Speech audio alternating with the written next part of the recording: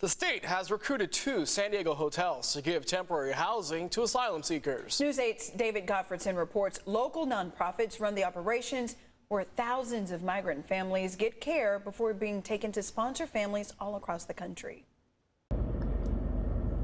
The asylum seekers on board these large white buses have just been released by Customs and Border Protection into the care of Jewish Family Services at the former Sheraton Hotel in the Midway District. It's one of 2 so-called hubs where asylum seekers receive COVID testing, medical care, hot meals, and showers before being transported to the airport and flown all over the country to live with sponsor families or relatives. They're vulnerable individuals, they're mothers and children, and they're just trying to get to their family member or their sponsor elsewhere in the country as safely as possible. Nadine Tapasada is the Director of Refugee and Immigrant Services with Catholic Charities in San Diego. Her nonprofit runs the second hub for asylum seekers at the former Ramada Hotel in Kearny Mesa. 100% of the population is COVID tested. Individuals who are COVID negative will remain at those hotels. Tapasada says those who test positive for COVID cannot stay at the hotels. They are transported to quarantine sites run by the county where they stay until they are ready to travel. The whole process is designed to make sure the public is safe and they don't have unnecessary exposure. The hotel hub sites are under contract with the California Department of Public Health, costing the state $46,000 per day to rent out all the rooms at the Sheraton Hotel and about $25,000 per day for the Ramada in Kearny Mesa. That's not including food, medical care, or transportation. This process was set up to ensure the safety of migrants and give them the privacy and dignity that they deserve in arriving to a hotel to receive care and services on their way to their final destination. Jewish Family Service says they service about 35 asylum seekers per month at the Sheraton Hotel in the Midway District. Catholic Charities about 2,200 asylum seekers per month at the location here in Kearny Mesa. And the typical stay is about 1 or 2 days at each hotel, and then they fly off to their sponsor families around the country. Kirsten? David, before you go, let me ask you this question. How long are these hotel contracts expected to last? We received those contracts. Both of them are set to expire on October 31st, but they can always be renewed. And once again, these hotels only serve asylum seekers on a temporary basis. David Gottfredson, thank you so much for that. A crime fighters update tonight. An arrest has been made in an assault and hate crime on Mission Beach. San Diego police say 20-year-old Jose Irra faces charges of assault with a deadly weapon, brandishing a firearm, and committing a hate crime. It isn't clear yet how investigators tracked him down. This all started Monday night when police say a group of young men approached some people at a bonfire and started yelling anti-LGBTQ slurs. This is video of that confrontation. One of the men threw a full beer can that hit a woman in the eye, and a second man pulled out a handgun and pointed it at a man's head. It isn't clear yet what role Irra is accused of or what charges the other men will face when they're caught.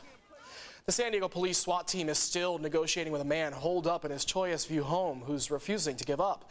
The standoff has been going on for 9 hours on the 800 block of 48th Street.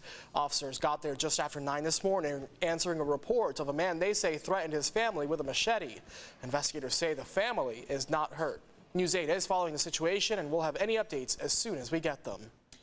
Today, Governor Gavin Newsom addressed the safe return to full in-person learning on California campuses.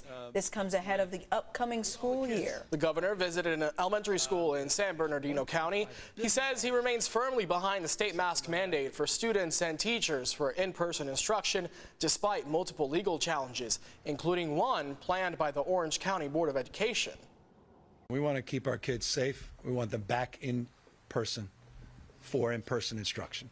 We don't want our kids back on Zoom school. The governor says masks are critical in stopping the spread of COVID-19 and keeping schools open. The state recently left it up to local school districts to decide how to enforce the rule. A local woman is sharing her warning about COVID-19. Amy Burton is her name, and she contracted the virus, saying that it may have happened at the Hillcrest Farmers Market last weekend, but That hasn't been verified. Burton says she is fully vaccinated and she wears a mask anytime she's outside of her home. No matter how safe you may feel, it's still out there. The variants are out there, and we're definitely not out of the woods. And I think we have to do everything we can to protect each other and protect our families and protect ourselves. Today is day 4 of symptoms for Burton. She says she's still congested, but most of the other symptoms are already gone. San Diego's last living Pearl Harbor survivor passed away this week. U.S. Navy Chief Petty Officer Stu Headley died from COVID-19 complications on Wednesday. Yeah, he was 99 years old and spent a lifetime honoring service members. He was also doing community service, speaking to students, and honoring his faith. News 8's Abby Alliford shares how the community is honoring his legacy. This Sunday is the Spirit of 45, the anniversary of the end of World War II. Before COVID, the event was often held here at the Veterans Museum in Balboa Park. Each year, Chief Stu Headley would speak. Last year, I finally had the pleasure to meet him. And in that moment, I was able to witness something that sent chills down my back, a deep sense of pride for our country and honor. December 7th, 1941. We had been hit by 6 torpedoes. U.S. Navy Petty Chief Officer Stu Headley was San Diego's last living Pearl Harbor survivor.